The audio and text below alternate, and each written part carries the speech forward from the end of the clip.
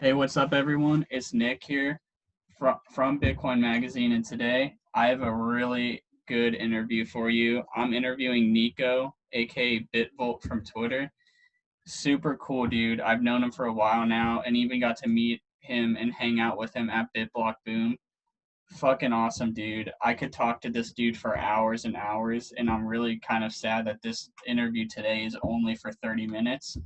But let's just get right into it. Nico, what's up, dude? Bro, man, chilling, dude. Thank you so much for having me. It's really an honor, and yeah, man, you're my boy, bro. You're like my little brother, man. And like as soon as we met at BitBlock Boom is like this surreal experience, right? Because we've never really met each other in real life, but we just hit it off because we've been spending so much time on your personal podcast, Bitcoin Kindergarten, and the vibes there just so awesome that when I saw you in person, it was just like we were long lost friends, So that was a surreal experience for me.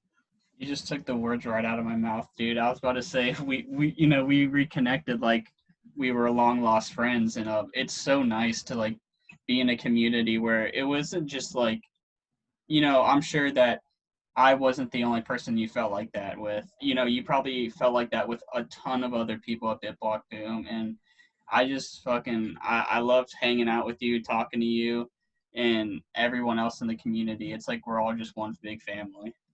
So like, yeah, definitely like it's very like family oriented. It's very friendly. Bitcoiners are some of the most friendly people on the planet, and they get a bad name for that, and I'll get to that in a sec. But um really the people that I really connected with the most were you and Optimus. Like you and Optimus, like right off the bat I felt you guys are my brothers. Like everybody else, like we're part of the Bitcoin community, we're part of whatever, but I felt like between you and Optimus, we share like this, like, whether it comes from Bitcoin Kindergarten or something, this energy that we had that we share together, where, like, dude, like, I felt like immediately you guys were like, brothers of mine, like long lost friends.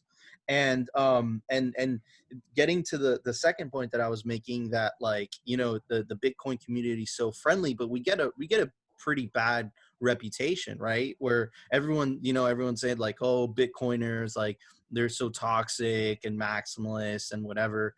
Like in reality, dude, we're just trying to save you money. Like, that's it. Like, if you listen to Bitcoin toxicity, it's going to save you a ton of money. Like, I guarantee you. So like, if like, of course we could be a little bit brute sometimes, but man, that's tough love. Like if you actually listen to the stuff that we're saying, man, it's going to save you time, which is like the most important resource on the planet, and it's going to save you money, right? So it's so I love the term, talk Bitcoin, toxic Bitcoiner, but at the same time, to someone that's new to the space, it's like, oh, these guys are bad, and then they get kind of like funneled into the shitcoinery. Hmm. Yeah, dude. Bitcoin maximalists tend to save people so much time, money, and overall just, help you learn stuff. Like, if there's something you don't understand, like, they're not just calling you, stupid and saying, hi, you don't understand this. Like, they'll take the time to walk you through stuff and make sure you understand, pretty much anything you want to know. But leading into my first question is, how did you find Bitcoin and what's your rabbit hole story? Absolutely. So let me just add before I answer that question, Hmm. about how Bitcoiners are always willing to, answer questions. My DMs are always open. Like, they're always open. I always answer every single one. And, I always tell people, if you have any doubts of mining whatsoever, I'm not going to charge you a penny. I will literally like have a phone call with you on Telegram and walk you through setting up your miner, right? Like, I'm all about that, right? Your success is my success, and we're all in it together. And to get to your second point, like, what's my rabbit hole story? Okay, so man, um so you know what? I'm gonna drop it. I'm gonna drop it here. It was gonna come out on Citadel 21, but I'm gonna give you an exclusive, Nick. Oh shit. Okay, so what's my rabbit hole story, dude? So my parents, basically, I grew up very wealthy, like extremely wealthy. I was driving a sports car. As my first car was a Maserati. And in the 2009 financial crisis, my dad's business, basically took a big hit, and we had to declare bankruptcy. And that Uncle Sam got involved. And long story short, essentially, we were left with $120,000 in debt, and my dad disappeared. And it was just me, my mom, and my two very young sisters. And it's one thing going from poor to rich, but going from rich to poor is like it's like, look, like eventually you get used to things as a human being, right? Like, if you go from a Toyota to Ferrari, you're going to love that Ferrari for 6 months, but then that's going to be your new normal, right?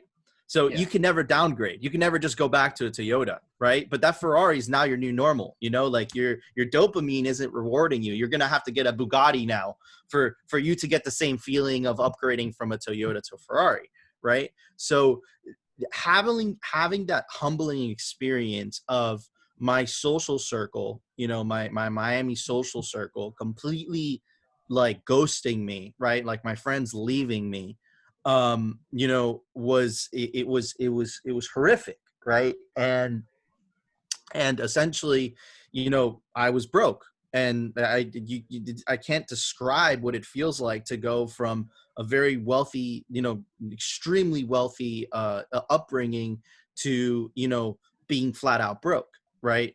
So I dropped out of college. Academia was never for me, and I hated the concept of just sitting in a classroom and just being lectured by some dude that doesn't even run a business. That doesn't make sense to me. They're taught like by books, but they're not taught by experience, right? Yeah. So that got really frustrating. And then my parents were just like, look, if you're not gonna, my mom was like, and my uncle, who actually like helped me out here while my father just disappeared, essentially we're like, listen, like if you're not doing anything with your life, you're working real estate, you're making some money, but not enough money to sustain myself, not enough money to pay for my own living expenses. Why don't you get a job? And the only job that I could get was a minimum wage job at a cell phone repair factory, or it wasn't a factory, it was a warehouse. And I kind of dealt with like the logistics and like, like getting the packages. And then, dude, I couldn't even drive the forklift. That's how low on the food chain I was, right? I was making, I think, like $9 an hour. I was lucky enough for my friend to lend me out his couch. So I slept on my friend's couch for about a year and a half, just to get out of, my mom's house. And man, one day my cousin came from Venezuela, and he came to visit me at my friend's place where I was staying, and my friend was out of town. So, I didn't have to ask him permission or anything. And we sat down, we were catching up, and I'm like, what are you up to? And he's like, listen, man, I'm mining. And I'm like, what are you talking about? And then he's like, I have these machines, and they make magic internet money.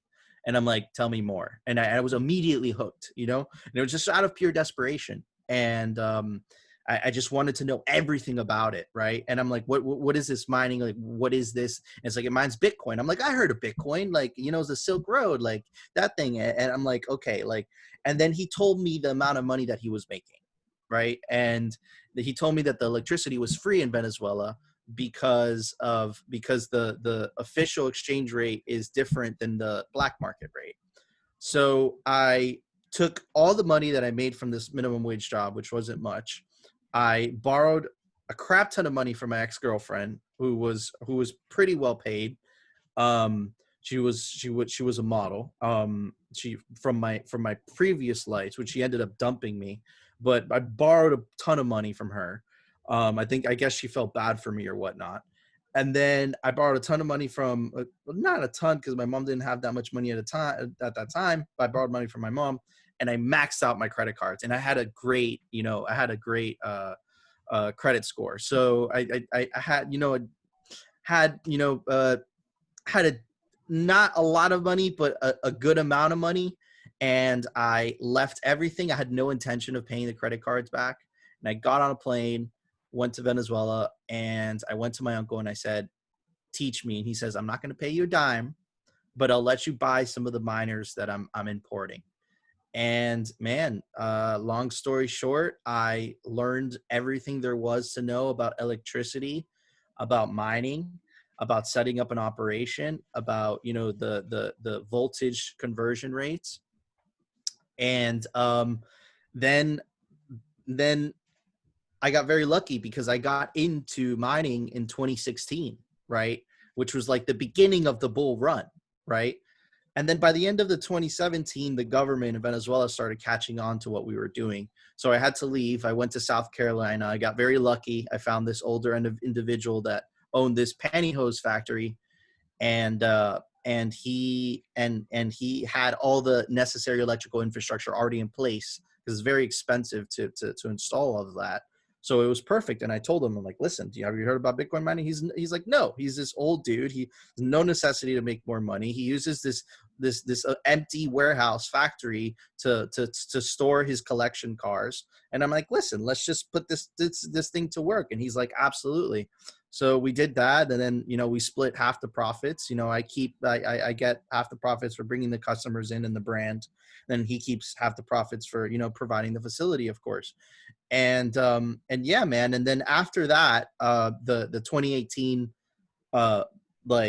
dump came around, and man, that crushed me. I lost like 60% of my business. I could no longer afford to live just by my mining business. So I had to go back into real estate, make some money there. And that's really when I learned. That's really when I learned about Bitcoin and about Bitcoin maximalism. And Andreas is kind of like a shitcoiner now, but his videos, man, I know them by heart, and I would watch them on repeat. I watched every single one of his talks, man, and it just inspired me. It just filled me with so much hope, and yeah, man, Bitcoin saved my life. It not only saved my life, it gave me purpose, and and that's why now I've decided to dedicate my entire life to it, man. Like educating people, killing the shitcoin channels using their same YouTube algorithm magic tricks, right? And also contribute my hash rate, right? So I'm doing everything possible that I technically know how to do to give back to Bitcoin, because Bitcoin has given everything to me. That is one of the best rabbit hole stories I've had on the show. Might be the best. And I really got to commend you for your for like, I don't want to say staying sane, but like when you had it all, you're driving a Maserati, model girlfriend, living a very nice life in Miami, and you lost it all. Very few people actually have the strength and the courage to not victimize themselves and build themselves back up. And I'm sure you're in a much better position today than you were then. Absolutely. So look, I'm not rich, right? But I would say You're pretty rich. I'm pretty well off. I'll say that. I'm pretty well off. I'm not rich. I'm not American Hodl rich, okay? But I'm pretty well off, especially for my age. I'm pretty well off. And that's all thanks to Bitcoin. And to answer your question, Nick, essentially, the problem is that I grew up with money, right? So when you grow up with money, your attitude is very different. You understand that, because my dad also, he came from nothing. He came from poverty, right? So I saw my dad, I looked at my dad as a hero before he disappeared on us, um, like a coward. I saw him come from Venezuela and make a successful company in the United States, an extremely successful company. So that lesson in itself never, it allowed me not to see not to allow to see myself as a victim, but more so like, if I see a rich person, right, I immediately ask them questions. I make them a mentor towards me. I don't get jealous of people being rich. The first thing that I say is, how did you do that? How can I do that? What habits can I change in my life to improve myself so that I can get to so I can get to my success? Because That what's happening right now, Nick, is that a lot of people, they're victimizing themselves. And the mhm. moment that you victimize yourself, you already lost. You lost the game, right? If you think that you're going to succeed, you're giving that energy out into the universe. I guarantee you that eventually you will succeed.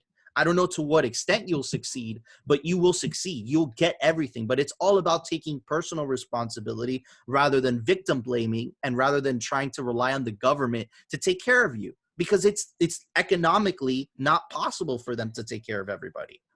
Dude, you took the words right out of my mouth. Like it's funny how similar we are. I remember before I started working for magazine and I was in college, I used to work at a physical therapy clinic, and some nights it'd be super slow. And I remember I would take out my phone and I would DM people, like American Huddle, for example. I would DM him and say, dude, how did you get rich? You know, I'd explain my situation, like I'm young, I'm in college, I'm working a job, like I want to do Bitcoin stuff. Like, tell me, give me advice how to get rich and how to become successful. And they would sit down with me.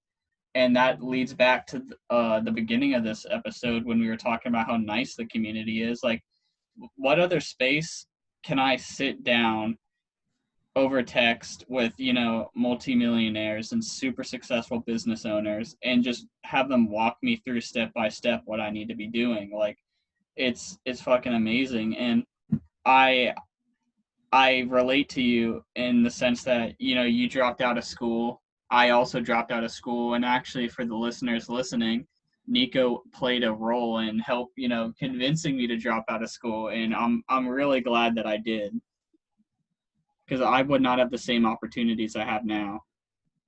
Of course not, man. And you know why, Nick? And I was really proud of you that you did that. I wasn't sure that you were gonna do it, right?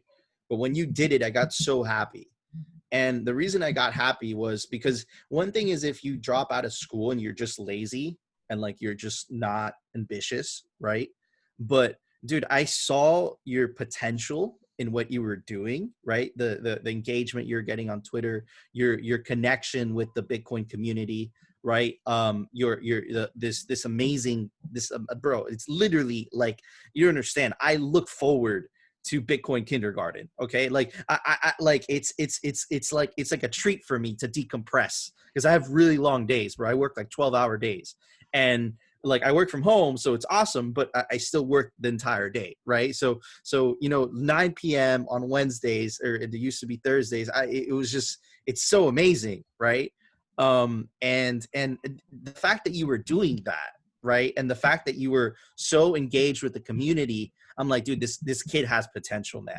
If he stays in school, he's gonna get indoctrinated, and he's gonna get into that, like, okay, because what school does is it teaches you to get a 9 to 5 job, right? But it doesn't teach you to be an entrepreneur, right? If you want to be an entrepreneur, the only way that you become an entrepreneur, bro, is by fucking up, picking yourself up, making a ton of mistakes, making another mistake, learning from that mistake. You know, you kind of like how Elon like just launches rockets and they blow up, and then he makes a tweak, and then he launches another rocket, and then he learns from that, and then he learns from that. Like, dude, that's the best way to learn.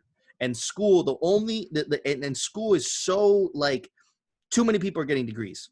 What needs to happen is, if you're a lawyer, you need to go to school. If you're a doctor, you absolutely need to go to school. If you're an engineer, you need to go to school, right? Yeah.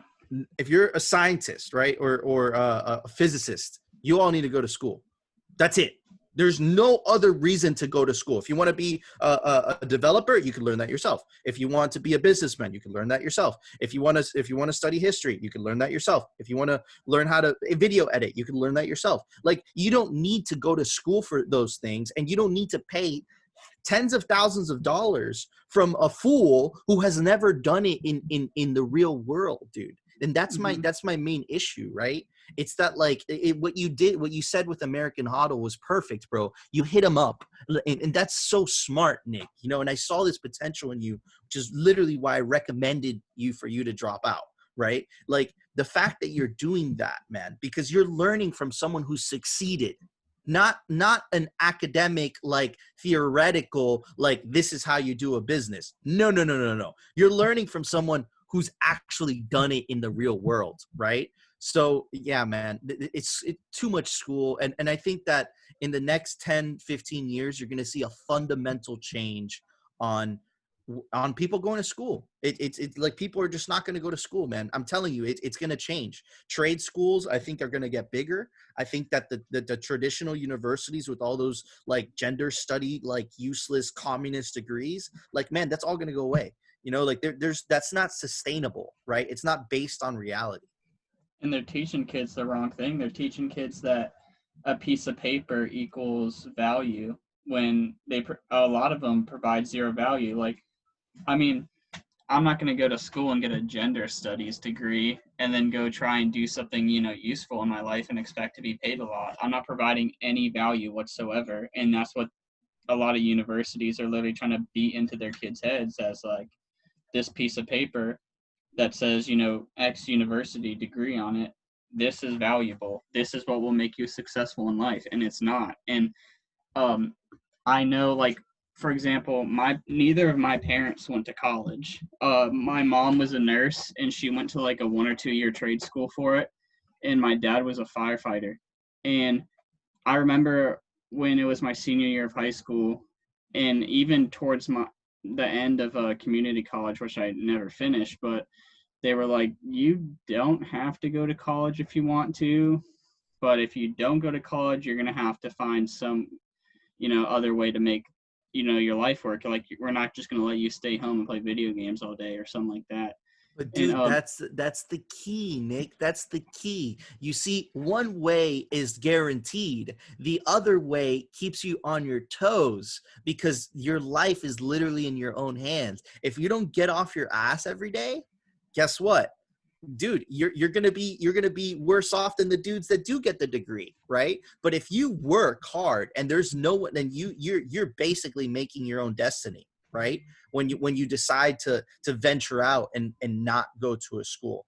And I'll just bring up a point, right, about, like, this non-school experience, and maybe we could go on to one of your next questions, because we've stuck on this for a while. I have 4 good high school friends that I grew up with, right? One, his name is Brandon. The other one, his name is Doug. The other one, his name is Junior. And then who else? And then my buddy Gino, right? Brandon is the most successful out of all of us. He dropped out of school. He started a startup where it's basically Uber, but for a car to get filled up with gas. So you press a button, and then like kind of a truck comes and fills up your car, so you don't have to go to the gas station. He sold that startup for $2 million, right? Dropped out of school, 27 years old, right? Killed it. Then my other 3 friends took traditional degrees. One works at Goldman Sachs, right? Very high paying job, but extremely demanding. The other one finished school as well, engineer. He has a pretty successful business making covers for silencers. And the other one finished school, but he's doing nothing with his life, right? He's trying to make an app. He's doing some real estate on his, on the side. But 3 of them went to school. But guess who the most successful ones are out of that whole group, out of the 5 of us? The ones who made it on their own. The 2 of us that dropped out of school, me and my buddy Brandon. Brandon's more successful than I am, but I'm in second place. And I dropped out of school as well. So obviously, school has no correlation to success at all, right? So it did help the person that wanted to get a job at Goldman Sachs. It did help it didn't really help I guess it taught him some things, right? But, you know, the other one that went to one of the best universities in the world, but University of Miami, like, dude, he's living off his parents, right? Like, that's essentially what he's doing, you know? So it's such a scam, man. It's such a scam. It's a total scam. I totally agree with everything you just said. And one thing I want to add before we go on to our next question, because we only have about 5 minutes or so left, but going back to like my parents, like they didn't go to school, they didn't go to college. They you know, like, sorry, something just came up on my computer, but my parents did decently well in life. Like they really did. And I was able to live I wasn't rich growing up, but I was able to live a good life growing up.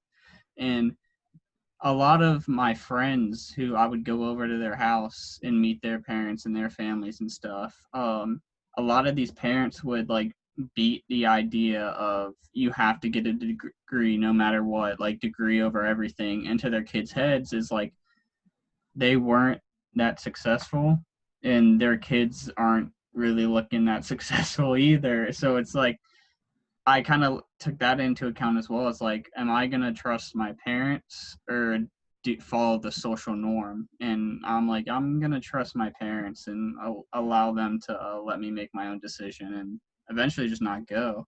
But and you made the right decision, my friend. You totally made the right decision. So thank you. And but, most importantly, this is the most important thing in life, right? Nick, do you feel like you have a purpose now? 100%. Exactly. I don't even question it. If you would have gone to school, you would have second guessed answering that question. 100%. I wouldn't know what I'd be doing right now. I would be very nervous and scared and probably have like a little mental breakdown. I would be depressed. I wouldn't have any Bitcoin. And especially after watching the presidential debate, I'd be lost. I wouldn't know what to do. 100%, dude. 100%. After watching that debate, I was like, thank God we have this orange life raft, man. We're literally all thinking the same thing. But the whole time, like all of America's like freaking out, like freaking the hell out. And then all those Bitcoiners are like, yeah, whatever, who cares? So real quick, what is the most amazing thing about Bitcoin to you? What is the most amazing thing about Bitcoin? The most amazing thing about Bitcoin to me personally is that it absolutely saved my life, literally. It gave me purpose. It gave me a reason to wake up in the morning.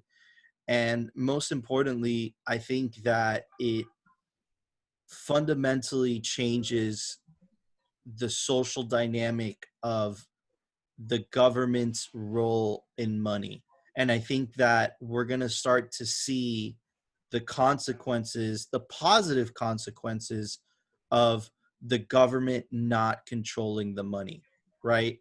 And every time in history that you've seen what the internet has done to an industry, it's totally made it better, right? So when music was first started to circulate around the internet, what happened? Right? The record companies bitched, they moaned, you know, they screamed. And, you know, before you'd have to go and pay for a CD, it was expensive, right? And then what happened? Napster came around, LimeWire came around. And then what happened? Music all of a sudden became free, it became better, it became accessible to the masses. And then, you know, the record companies sued, they band together and said, no, we can't let that happen, this, and this and that. But guess who won the race? The internet did, right? Yeah. Now, the phone companies, the same thing. The phone companies controlled the long distance market, right? So if you used to be able to, you know, call to England or something or India, it was like $1 a minute. It was crazy, right? And then guess what happened? The internet came around, and all of a sudden you can make, you know, we could make these calls to someone in New Zealand and no problem. It's completely free. right? The phone companies had the same reaction. They're like, no, we band together and whatever. Dude, if the phone companies had a say in how the internet should go, you would have a little insert in your laptop to insert coins to make to keep the line running, right? So like, dude, the internet has fundamentally changed the music industry, the telephone, the communication industry, but the only thing that hasn't changed yet is the banking industry. And I think that what Bitcoin is that fundamental change. Now, the only danger is that the record companies, the phone companies, and even Blockbuster, right? And the movie companies now, right? You see all these movie theaters complaining like that Netflix is making these ridiculous movies that you could just stream from home, right? They're all leveraging the power and the freedom and the decentralization of the internet. Now, we're at the final boss, okay? Bitcoin is this teddy bear against the biggest, like, capital intensive, rooted in the government beast of a boss, right? Like boss level 99, right? So you've seen the government actively trying. The moment that Facebook tried to do it, they killed them real quick. The problem is that, guess what? You can't kill Bitcoin because no one owns it. It's decentralized, and man, they're screwed. They're totally screwed. They can't do anything about it, because if they try to tax it, if they try to make it too inconvenient for you to go in and out of their shit coin, the US dollar, guess what? People like you and me, which we already do this, we just stay in the big Bitcoin ecosystem. We pay for things with Bitcoin. We earn Bitcoin. We don't even interact with the dollar. And they know that, so they can't be too strict. But they can't be too lenient either, because if they're too lenient, then it advances their eventual death. So Bitcoin is like cancer to the fiat central banks of the world. And I'm so grateful to be alive to witness this, man. It's going to be an epic battle these next 10 years. That was fucking beautiful, man. So, my final and last question is, what is your price prediction for New Year's 2021 and the fourth halving? Okay, so price prediction for New Year. So price, I'll say this: price prediction for 2020, 20K. Price prediction for 2021, 100 to 150K, and the next halving, I would say we're gonna. Man, I want to be bullish. I would say between 250 and 150K. And then after the eventual bull run, where we run up and perhaps the peak is 100K to 200K, I think that it's going to go all the way back down to 30, 40, 50K, right? It's going to repeat that same cycle. And then by 2030, man, this thing's going to be worth $1 million at least, minimum. I agree with all that. I like those numbers. But anyways, now we're at the end of the interview. I really want to thank you for coming on and doing this with me. Is there any last words you want to say to the audience before we head out? Yeah, absolutely, man. Man, Nick, thank you so much for having me, guys. Definitely go check out Bitcoin Magazine. They make great content. Check out Nick's own podcast, Bitcoin Kindergarten. It's every Wednesday at 9 p.m. And of course, guys, if you want just a simple Bitcoin daily recap show, it takes only 10 minutes of your time. Definitely go check out Simply Bitcoin on YouTube. And of course, you could always follow me on Twitter. My Twitter handle is Bitvault7, and my name is Nico. And it's a pleasure to be on the show, man. Thank you so much. If you made it to the end of the interview and you don't follow Nico on Twitter, I don't know what you're doing, but you're doing something wrong. But anyways, thanks for watching this interview, guys. If you made it to the end of the video, leave a like, subscribe, and comment down below, as well as also follow Nico, as I just said. And I'll see you guys next week with a brand new guest. Peace.